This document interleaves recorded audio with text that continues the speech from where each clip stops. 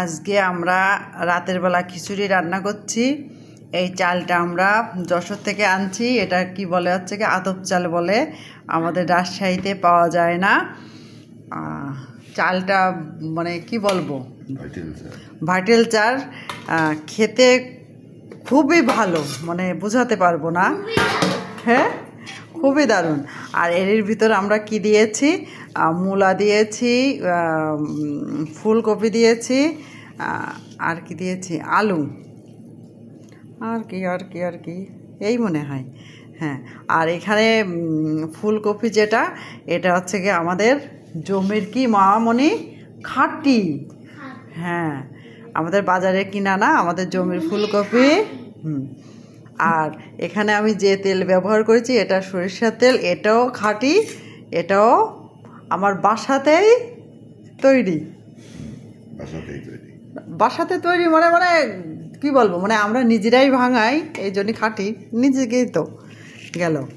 আর এখানে আমাদের মনার বাবা এই যে খিচুড়ি বের করছে, আর আমি এখানে পাশে দাঁড়িয়ে দাঁড়িয়ে ভিডিও করছি। তো হ্যাঁ, আমি ভিডিও করি।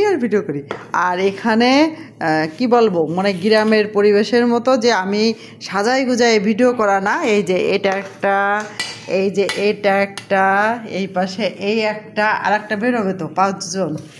হ্যাঁ, আমরা তোমাকেও দেখাবো আমাদের ঘরের যে অবস্থা। এই যে হ্যাঁ, আমার মনামা এই শীতের দিনে মনামাকে একটু করে দিয়েছি, তাকাও, টাকলু করে দিয়েছি, যেহেতু মাথা ঘেমে যায় সেই জন্য। আর এই কি বলবো, আমাদের ফার্নিচারগুলো এইভাবে ছড়ানো ছিটানো আছে, এখনও গোছগাছ করা হয়নি। মনাকে দেখাতে যে ফার্নিচারগুলো দেখাই দিলাম, আমাদের গ্যাঞ্জাম ঘর। হ্যাঁ, কিছু বলো তুমি। তুমি কি করছো দেখি? ও, মনা ঘর করছে।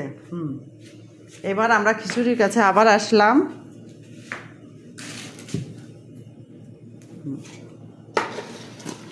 না, এভাবে কারা মানে কে কে খিচুড়ি এরকম করে বের করে খান, কারণ এটা গ্রামের পরিবেশের খাওয়া। এই যে থালে বের করে করে কোনো ইয়ে নেই, মানে এই দেখেন রাইস কুকার খালি, যে যত কয়টা খাবো তার থালে এই যে বের করা হয়ে গেল।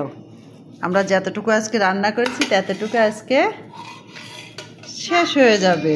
হ্যাঁ, আর কি বলবো, মানে এখন আমরা খাওয়া দাওয়া করা হয়নি, এই জন্য বলতে পারছি না কেমন হয়েছে।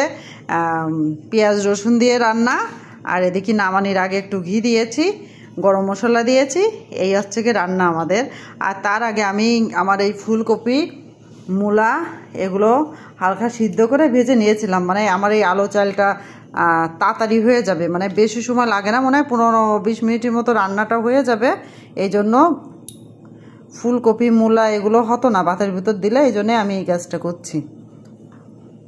তাহলে সবাই ভালো থাকেন, নমস্কার।